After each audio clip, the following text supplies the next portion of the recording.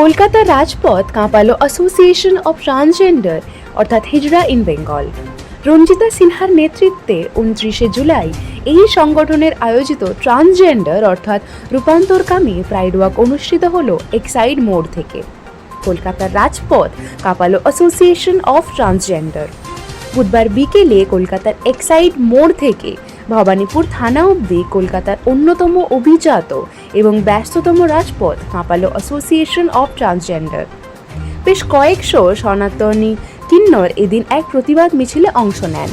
মূলত বাংলাদেশি কিছু বহিরাগত দুর্বৃত্ত কিন্নরের অত্যাচারের বিরুদ্ধে তাদের অভিযোগ।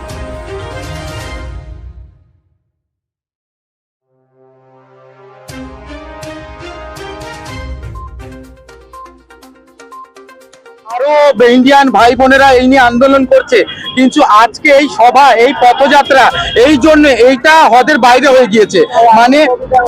মানে এই যে এই আবু এরা যে এত বড় বড় ক্রিমিনাল এখনো ক্রাইম করে যাচ্ছে, এরা অ্যারেস্ট হচ্ছে না এই বিষয়, এবং এরা যে বহিরাগত বাংলাদেশি, এরা জিহাদি, এরা প্রত্যেকে ক্রিমিনাল।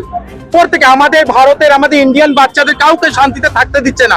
এলাকা দখল, যত কেস আছে, যত ক্রাইম আছে এরা করে যাচ্ছে। তো আমরা এই আন্দোলনের মাধ্যমে আজকে এটাই জানাতে চাইছি যে প্রশাসন, আমাদের সরকার সবাই তাড়াতাড়ি এটা বিচারটা করুক।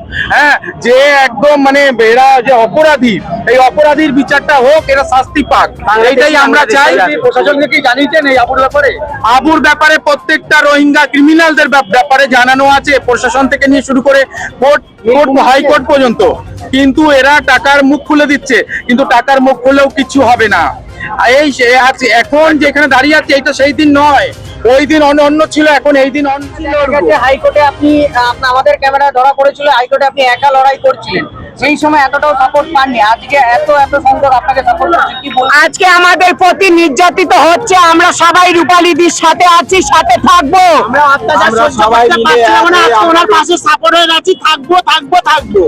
তো তখন দেখেছিলেন কেউ ছিল না, এখন দেখতেই পাচ্ছেন সবাই আছে, তাই তো? আমরা যেটার জন্য জমায়েত হয়েছি, পুরো পশ্চিমবঙ্গে সব থেকে বেশি বাংলাদেশি কিন্নর এনআরসি আর এসআই এর নামে সরকার যেটা দাবি করেছেন, সরকারকে আমরা অগ্নিমিত্রা পাল ম্যাডামকে এবং আমাদের মহিলা শিশু সুরক্ষা দপ্তরের রেবতী রাভা ম্যাডামকেও আমরা জানিয়েছি যে এনাদের অত্যাচার দিনের পর দিন বাড়ছে। যে জায়গায় আমি দাঁড়িয়ে কথা বলছি, এখানে রুমি আহমদ নিজের মতন করে কাগজ চালিয়ে যাচ্ছে, দুর্নীতি চালিয়ে যাচ্ছে।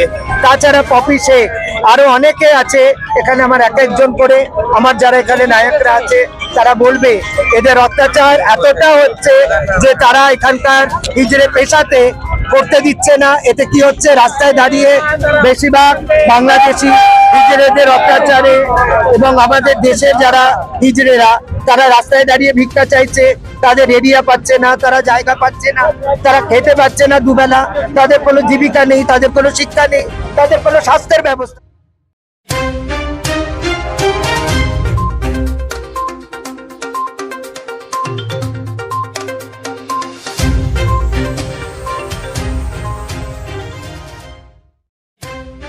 দিচ্ছে, কথাবার্তা হচ্ছে, আশ্বাস দিচ্ছে স্যার, কথাবার্তা চলছে। আমার একটা ইমার্জেন্সি ফোন এসেছে, আমাকে যেতে হবে, তাই আমি বেরোচ্ছি। ওরা আছে, জমা নেবে, নিশ্চয়ই নেবে।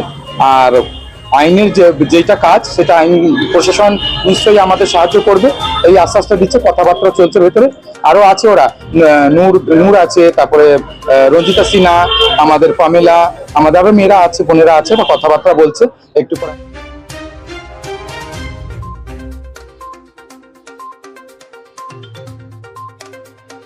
পারবেন আমাদের সাথে থাকার চেষ্টা করবেন, রাত 24 আওয়ার্স যে কোনো সময় ফোনে আমরা জানালে পুলিশ তৎপর হবে, হেল্প করবেন এবং তৎপর হবেন যাতে এর কোনো রকমের অত্যাচার বা আমাদের উপরে অবিচার না হয়, এবং আমরা এই বৃহত্তর লড়াইটা আরো বৃহত্তর করব।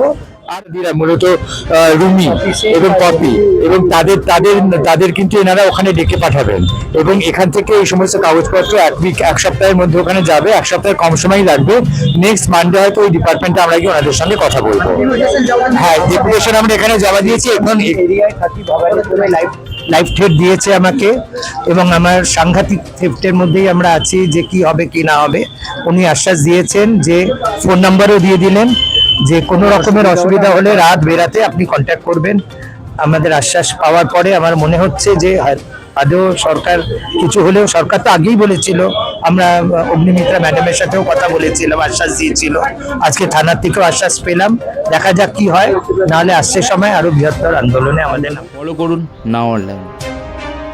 নাও অনলাইন, সঠিক খবর তুলে ধরি।